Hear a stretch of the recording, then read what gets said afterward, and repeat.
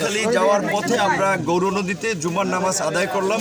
জুমার নামাজ আদায়ের পরে আজকে এই জায়গায় দাঁড়াতে পেরে আমরা আল্লাহর কাছে শুকরিয়া আদায় করছি এবং বিশেষ করে এই যে জাতির বুকের উপর থেকে যে একটা ফ্যাসিবাদ নেমে গিয়েছে এবং এই ফ্যাসিবাদ নামানোর জন্য, এই স্বৈরাচারের পতনের জন্য বাংলাদেশের যে সমস্ত ছাত্র জনতা, রাজনৈতিক দলের নেতা কর্মীরা আত্মত্যাগ করেছেন, শহীদ হয়েছেন, তাদের প্রত্যেকের জন্য আমরা দোয়া করি আল্লাহ তাদেরকে বেহেশত নসিব করুন এবং যারা আহত হয়েছেন তাদের সুস্থতা কামনা করছি।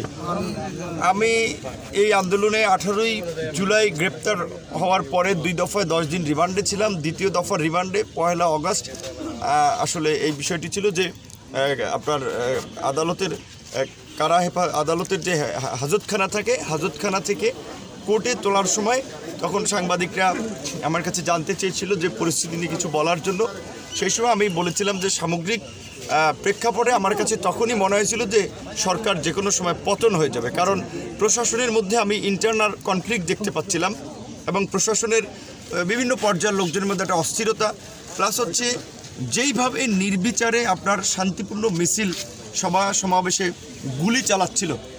বাংলাদেশটা শুধু পৃথিবীর ইতিহাসে এরকমের নজির নাই যে জনগণের উপরে গুলি চালিয়ে জনগণের বিরুদ্ধে এইভাবে গণবিরোধী অবস্থান নিয়ে হত্যাযজ্ঞ চালিয়ে ক্ষমতায় কেউ থাকতে পেরেছে। শেখ হাসিনা আসলে বয়স হয়েছিল, হিতাহিত জ্ঞান হারিয়ে ফেলেছিলেন, যেই কারণে তিনি মানুষকে মানুষ মনে করতেন না, প্রশাসনকে তিনি জনগণের যে সেবক সেটা মনে করতেন না, প্রশাসনকে মনে করতেন তার লাঠিয়াল বাহিনী, জনগণকে প্রজা মনে করতেন। যেই কারণে তিনি বারবারই বলতেন যে আমার বাবা দেশ স্বাধীন করেছে, আমি এইটা করেছি ওইটা করেছি।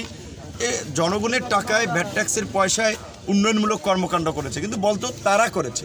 তো এই যে তার যে একটা অহংকারকারীকে তো আল্লাহ পছন্দ করেন। অহংকার আল্লাহর চাদর, সেটা মানুষের গায়ে মানায় না, কাজে মানুষের অহংকার করা মানায় না।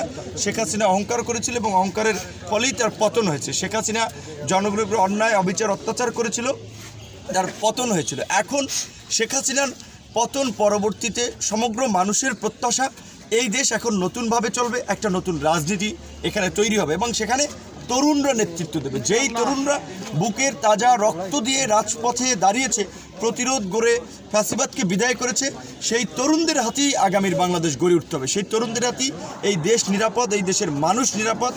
তাই তরুণ প্রজন্মের রাজনৈতিক দল গণ অধিকার পরিষদের পক্ষ থেকে আমরা এইটুকু আহ্বান জানাবো যে আমরা 2021 সালে রাজনৈতিক দল গঠন করলেও আমাদের নিবন্ধন দেওয়া হয়নি।